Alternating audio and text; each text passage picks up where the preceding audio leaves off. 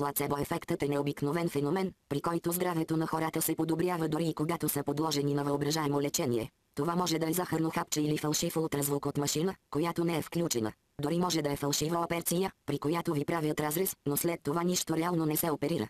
Впечатляващото при такива лечения е, че след това здравето на хората се подобрява и това показва силата, която умът има над тялото. Не говоря в смисъла, който се влага в New Age течението, а че ние наистина можем да облегчим болката си и да подобрим състоянието си. Всички реклами, които сте виждали, се натрупват в паметта ви и увеличават очакванията ви за определено лекарство.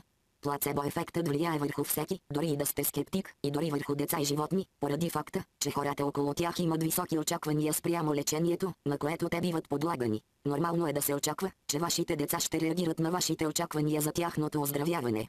Ето няколко интересни примера. Най-интересният от тях е за сравняване на две лъжливи лечения, което ясно показва силата на плацебо-ефекта. Например, 4 захарни хапчета влияят по-добре от 2 захарни хапчета върху язва на стомаха. Язвата е много лесна за диагностициране и това позволява лесна проверка на ефекта. Поставя се камера в стомаха и се наблюдава стомашната лигавица, за да се види дали язвата намалява, изчезва или продължава да стои. Резултатът е, че 4 захарни хапчета дават по-бърз резултат от 2 захарни хапчета.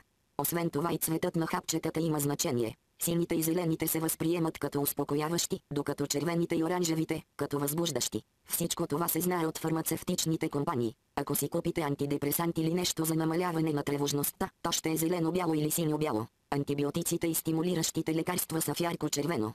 В няколко изследвания върху болката се отбелязва, че инжектиране на обикновен физиологичен разтвор без никакви добавки в него е по-ефективно от захарното хапче. И така, чист физиологичен разтвор и захарно хапче, които не съдържат никакви допълнителни съставки, са достатъчни да облегчат болката. Но, тък като разтворът се оценява като по-сериозно лечение, той, съответно, дава и по-добри резултати. Важно е какво се прави с тези резултати. Подобни изследвания показват, че да се лъжат пациентите може да им помогне да станат по-добре. Един пациент лекуван с захарно хапче, например, не е подложен на никакви странични ефекти. Някой може да каже, че при това положение можем да лекуваме постоянно с захарни хапчета. Аз лично смятам, че това не е правилно, понеже изисква да лъжем. И не смятам, че един лекар може да лъже пациентите си. Това не само не е етично, но и в дългосрочен план води до загуба на доверие. Все пак можем да се възползваме от плацебо-ефекта и без да се налага да лъжем пациентите. Плацебо-ефектът показва, че начинът, по който предлагаме едно лечение, е от значение за пациента. Колкото по-оздравителна е средата, колкото по-оптимистично настроени и излъчващи увереност са лекарите, толкова по-добри са резултатите от лечението. Смятам, че това е ключовият момент при използването на плацебо-ефекта, за да се стане едно лечение още по-качествено.